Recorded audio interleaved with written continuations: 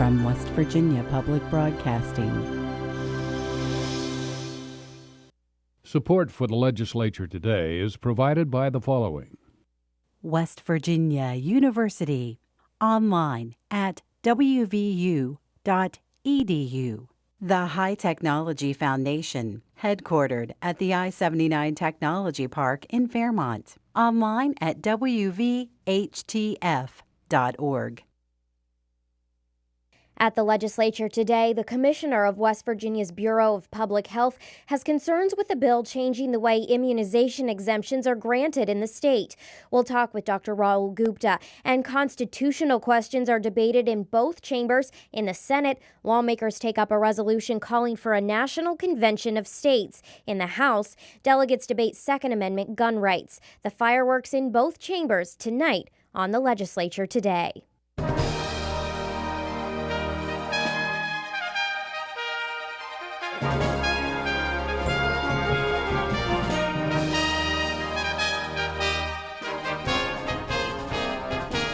Good evening, I'm Ashton Mara. Governor Tomlin signed 3 bills into law today, starting with the controversial Coal Jobs and Safety Act. The bill rolls back some mining regulations to keep the industry competitive in West Virginia.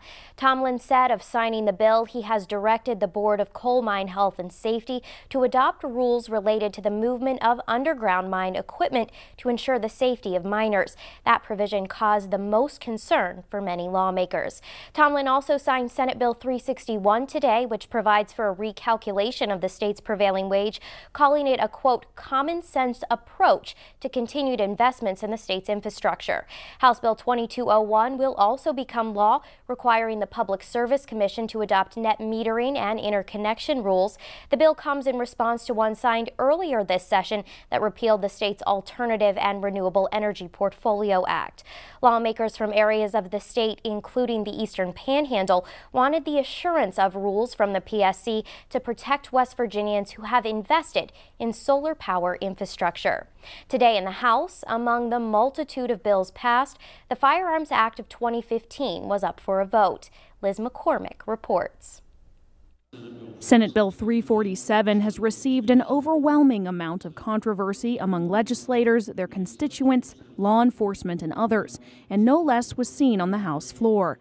The biggest change this bill brings to the state's current gun laws is it would no longer require a law-abiding citizen to acquire a permit to carry a concealed firearm. You shouldn't be taking your guns concealed without a permit into a public area, into a Baskin-Robbins or into a Kroger, for heaven's sakes. People with guns can be very dangerous. And if we don't enforce that rule of law, we have no law. This bill is not going to put guns in the hands of the criminals. They already have them. What this bill is going to do is make a level playing field for the honest people in the state of West Virginia who will be able to carry concealed and be able to carry concealed legally. A criminal, he doesn't care. Handling guns is not video games. This is reality, people. When you do this, and please turn around and look at me. When you squeeze the trigger, you can't say, I'm sorry, I didn't mean it, I didn't know you were standing there. It's gone out of the chamber and down the barrel. Let's beware of what we're voting for. When I applied for my concealed carry permit and went through the training, I really did so because I was being under that situation, and it was because of my involvement in the political arena. And it was very stressful to me to have to wait and wait and wait. And I got that training as soon as I could because I knew people that were involved in this, so I didn't have to wait to receive my training, but I did have to wait on receiving the permit. So I think that adds a lot of stress in some young lady or a lady's life under these circumstances when they have to wait. So I am in support of this bill. I think if you're need to defend yourself, you need to defend yourself as soon as possible. I oppose this bill because of law enforcement officers across our state that are going to be going into situations that are already dangerous, and they put their lives on the line anyway for us. And this is just going to make it just a little bit more dangerous for them. Lastly, I oppose this bill because of domestic violence victims. I know the perp is not supposed to carry, but again, this law just makes it easier. We've heard a lot of talk about good people and bad people, but this bill only addresses good people. The bad people are criminals. They break the law. They carry right now. If they're a convicted felon and they're not allowed to have a gun, they carry one anyway. Make no mistake, this law is only dealing with good people, and whether or not good people can carry a gun without a permit. After the 2-hour debate, Senate Bill 347 passed 71-29. Tomorrow will be another long day for members in the House of Delegates. The bills to create public charter schools and amend the above-ground storage tank laws will be up for a vote on the floor. For West Virginia Public Broadcasting, I'm Liz McCormick in the House. Members of both the House and Senate approve resolutions all the time. They approve resolutions to name bridges for prominent West Virginians, resolutions to honor groups like the American Heart Association or Red Cross for their work across the state, or even resolutions to send letters to elected leaders in Washington opposing or supporting national issues. Today, though, senators debated a resolution many say has much more serious implications for the state and for the country. Senate Concurrent Resolution 13 calls on Congress to assemble a convention of states to amend the U.S. Constitution. The ability to call such a convention lies in Article 5 of that national document. It requires a resolution, like the one being considered by West Virginia lawmakers, be adopted by 34 states. Senator Ryan Ferns is the resolution's lead sponsor. And the purpose of this resolution is specifically for a balanced budget amendment. And part of the requirement for an Article 5 convention is that 34 states need to pass a resolution applying for a convention for the same subject. In this case, this resolution is for a balanced budget amendment. Resolutions like SCR 13 have passed in 28 other states in the past 40 years. Proponents of the resolution say spending in Washington is out of control. With a national debt of more than $18 trillion, they worry the country's fiscal future hangs in the balance and say lawmakers in Washington aren't willing to do anything about it. Opponents of the Convention of States say it's not the balanced budget amendment they worry about. It's the ability to control the agenda and authority of the convention once it's called. Some say if the resolution is narrowly crafted, the state's delegations will be limited to that single budget question. But some constitutional scholars worry there's no precedent to assure that will happen. Senator Herb Snyder says he's not willing to take the risk. That's a 50-50 chance that you're voting for an out-of-control convention that could easily turn our United States Constitution upside down. 50-50 chance.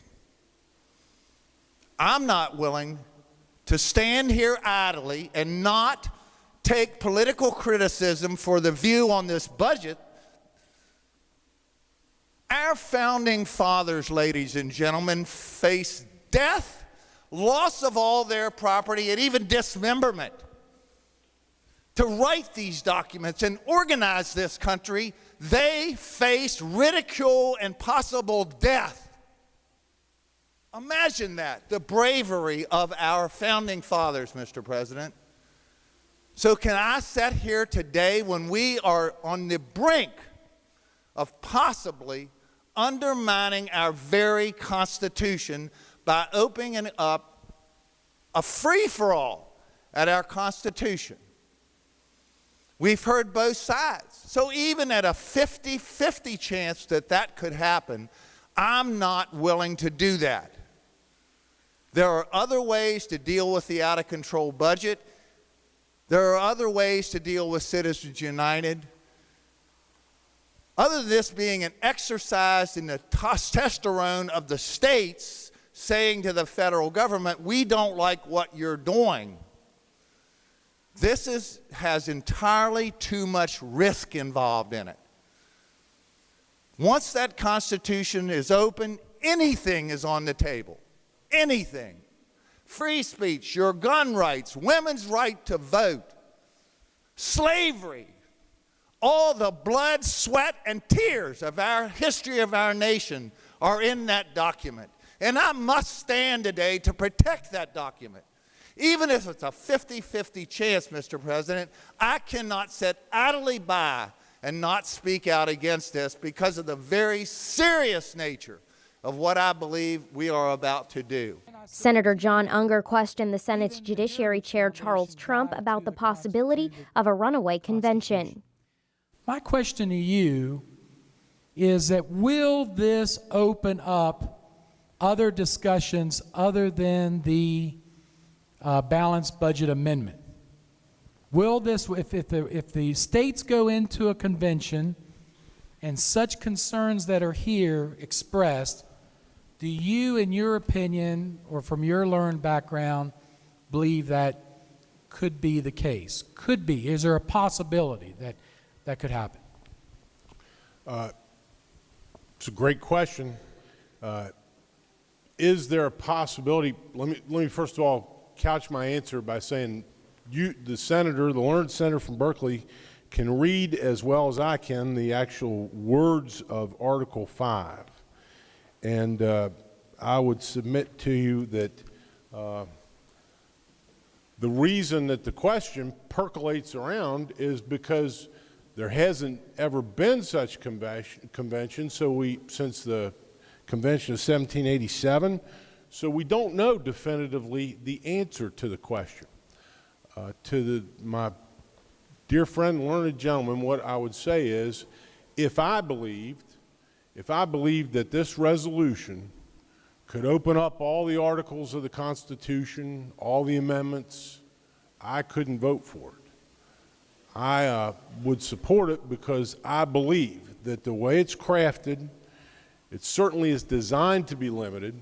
Members of the majority party spoke in favor of the resolution, saying the document other members are so vehemently protecting is the very document that gives the states the power to call such a convention. Senator Kent Leonhardt. Both sides of the aisle have talked about the greatness of our Constitution.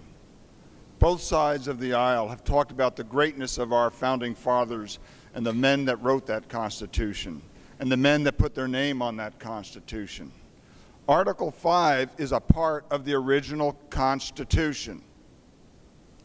Why are we now saying we can't trust what those members put in that Constitution?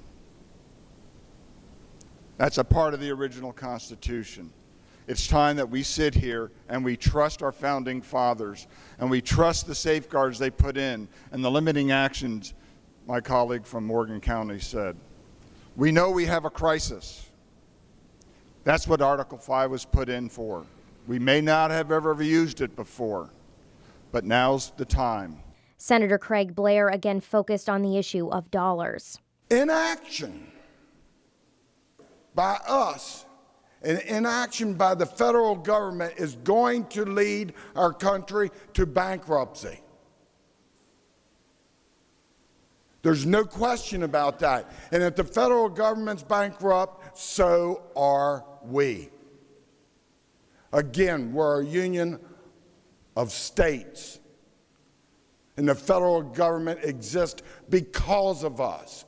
And our founding fathers put the Fifth Amendment in place for that reason. So that when and if the federal government ran amok,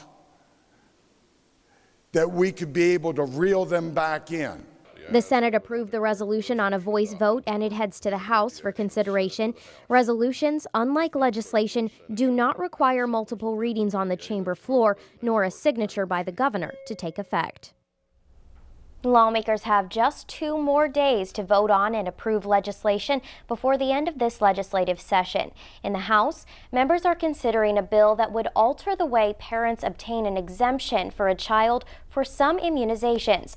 In the Senate, the bill would have given the State Bureau for Public Health the authority to grant exemptions, but the House has since made some major changes. Here to discuss those changes is the Commissioner of the State Bureau for Public Health and the Chief Health Officer, Dr. Rahul Gupta. Dr. Gupta, thanks for joining us. Thank you for having me.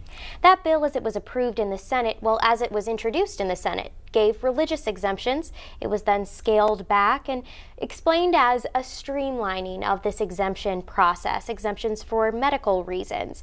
The bill has since changed in the House. How has it changed? The new amendment that has been put on the bill basically restricts the Bureau for Public Health's ability to prevent and control communicable diseases with a couple of provisions in there. The first one is that it rids our ability to make any rules or add vaccines through those rules. It also nulls and voids the current interpretive rules. So what that means is that it will be the lawmakers who will decide what vaccines go in rather than the CDC, the Family Physicians Associations, and all of the scientific documents and decisions behind it. The second part of this is that it provides a very simplified but a minimalized process for exemptions that has the risk of inadvertently children getting and missing their immunizations, which may lead them way more susceptible to communicable disease outbreaks when they happen, as well as put at risk our most vulnerable populations, which are those children and adults who are not able to get immunizations because of whether they're being treated for leukemia or have another immune compromising diseases, or maybe pregnant. So it will put the most vulnerable populations at most risk, as well as take our ability to add vaccines in an emergency situation if that was to arrive, especially. Was there any conversation about why the House wanted to make this change? There was a discussion that perhaps the interpretive rule that's in the process and that has been enacted in the last few years, that we do not have the authority. Yet what has happened over the years that has gone to courts, and courts have upheld that particular rule. So that was one of the issues. The other was that we have a very comprehensive exemption process in place for medical exemptions. And what we were attempting to do, as you suggested, was streamline and make it more efficient for families and children across the state. But instead, what's now it's being done is really making it to a point that some of those unnecessary exemptions may occur. As a result, we may have more exemptions which may be non-medical in nature perhaps, and may lead to more vulnerable populations being at risk. So 2 days left in the session, and it may change as it heads to the Senate, but we'll keep watching. Dr. Rahul Gupta, thanks for joining us. Thank you. According to a recent survey, 1 in 3 children in West Virginia under the age of 5 lives in poverty. It's something the Our Children, Our Future campaign to end child poverty in West Virginia is focused on. Liz McCormick reports on the top 10 priorities they set for this legislative session. The campaign has 10 top priorities for lawmakers to consider, but the biggest focus is on funding for family support programs and early childhood services. Shane Brown is a father from Doddridge County and a member of the Doddridge County Starting Point Center. Holding his young daughter, Brown says it's imperative to adequately fund family and children's programs in the state. West Virginia as a whole needs this. Our communities need this. You know, I know probably a lot of you have kids here. What would you do if you didn't have a resource to go to? If you didn't have something to say, hey, you know, we have something that can help you. We got your back. And I don't know about everyone else, but I like having my back. Someone having my back, don't you? According to policy analysts at the West Virginia Center on Budget and Policy, investing in early childhood development programs is likely to have major payoffs in terms of decreasing rates of incarceration, teen pregnancy, drug abuse, and other symptoms of poverty. This past May, the Our Children, Our Future campaign was able to bring both Democrats and Republicans almost unanimously together and agree to restore funds to family and child service programs, which had been cut from the state budget by Governor Tomlin. This year, the Our Children, Our Future campaign hopes that support will continue. We worked across the aisle. We worked with Republican leaders, Democratic leaders. We worked with the governor's office as best we could to try to find any solution possible. And we were very pleased to have just grassroots support that the Our Children, Our Future campaign was able to mobilize from all across the state, who kept coming to the Capitol, kept meeting with lawmakers, and we were pleased to have Republican support, Democrat support, and ultimately the support of the governor in affirming the importance of these programs. McKay says lawmakers were able to access some limited revenues from the lottery proceeds and sustain the programs at the previous levels. He says this saved the jobs of over 50 people who provide services to thousands of West Virginians. He hopes support from lawmakers will continue in 2015. We hope that the governor will propose a budget that preserves that funding. We know that there are declining state revenues, and access to the state's rainy day fund is a concern, but we hope that the governor will continue the agreement that was made last year, and we want to just fortify that. The other top 5 issues for the Our Children, Our Future campaign are juvenile justice reform, drinking water protection, and expanding Medicaid access to mental health therapy. For West Virginia Public Broadcasting, I'm Liz McCormick.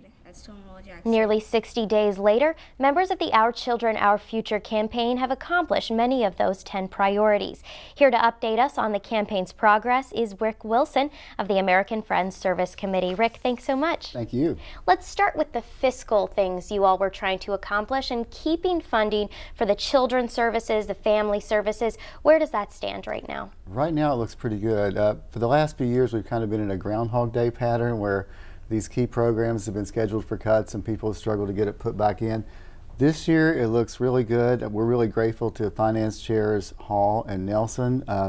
Most of the key programs are currently in the budget. That includes full funding for domestic violence, child advocacy centers, family resource networks, and family resource centers. So that was number 1 on our list of priorities this year. So things look pretty good. There's some differences between the Senate and the House version. The Senate does not include a small line item for domestic violence legal services and one for the Children's Trust Fund. But again, it looks really good and we're really grateful.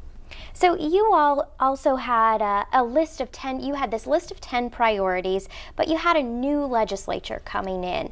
How has it been working with that new legislature? This is true. A lot of people were wondering. We had 2 great years and people were wondering if the streak would continue with such a vast turnover. And I'm pleased to say things are looking pretty good on most of the issues that made it to our top tier. I could run through a few of those if that's all right. Yeah. Again, the budget looks good. The second item was investing in early childhood education. We did learn that West Virginia got a competitive grant to expand home visiting programs, and Public Broadcasting produced a great documentary on the first 1,000 days of life and how critical those are. So that's a positive step. There's also a bill that is heading back to the House, which has an amendment which will sort of keep West Virginia making progress on early childhood. That is House Bill 2368, which was amended in the Senate. So that one looks pretty good. Number 3 on our list was juvenile justice reform, and that is a clear win. I think there's 2 significant bills that I think will really help the state's budget, help the state's families, and help kids who are in trouble. Most people know that West Virginia's rate of incarcerating kids has gone up. All around the country it's gone down. And if you look at the driving force, we're actually paying over $100,000 a year in some cases to incarcerate kids for truancy. So there are 2 bills that were passed. One is the governor's bill, 393, which is on the verge of, we hope, passing. It looks good, which is sort of designed to do what the prison overcrowding bill did before, to divert people who aren't a threat, to provide community-based corrections, to do better assessments of risks and needs. And a companion bill, which was passed with bipartisan support, would actually deal with the truancy issue, which was a big driver of that. That's House Bill 2550, I believe. And again, we had bipartisan champions. House Majority Leader Coles and Delegate Skinner collaborated on this. We also had support in the Senate, clearly. So between the 2, I think it'll make a big dent in our juvenile justice problem. And that's the bill that changes the number of unexcused absences allowed from 5 to 10? I think the way I think of the bill, I believe it's 3, 5, and 10. It sort of sets up a stage of intervention so that we don't automatically go to send a kid to court after 5 days of unexcused absences. It provides for, parental meetings, truancy diversion. And again, The idea is, these kids are not a threat. There got to be better ways that we can provide for them, help them get back on the track than simply locking them up. And there's a lot of evidence that if you're incarcerated or placed out of home involuntarily at an early stage in life, it can set up all kinds of problems down the line as far as educational attainment, future marital status, employment, earnings, assets, all the way down the line. So we're hopeful that we've made some good progress, and again with bipartisan support, and the governor deserves credit for studying the issue and bringing people together to work on it for the last year. Rick Wilson with the Our Children, Our Future campaign, thank you so much. Thank you. This has been the Legislature Today. Just as he did to open our season of legislative coverage, tomorrow Governor Earl Ray Tomblin returns as the session comes to a close to discuss his legislative agenda and the bills he signed so far. Also, this program reminder, on Saturday, March 14th, final day coverage is back on West Virginia Public Broadcasting. Beginning at 11 that morning, we will provide live coverage of all the action on the floors of the Senate and the House. Tune in to WVPB2 for final day coverage, hosted by News Director Beth Voorhees and our Executive Director Scott Finn. That's this Saturday, beginning at 11 a.m. on West Virginia Public Broadcasting 2. I'm Ashton Mara. Thanks for joining us. Good night.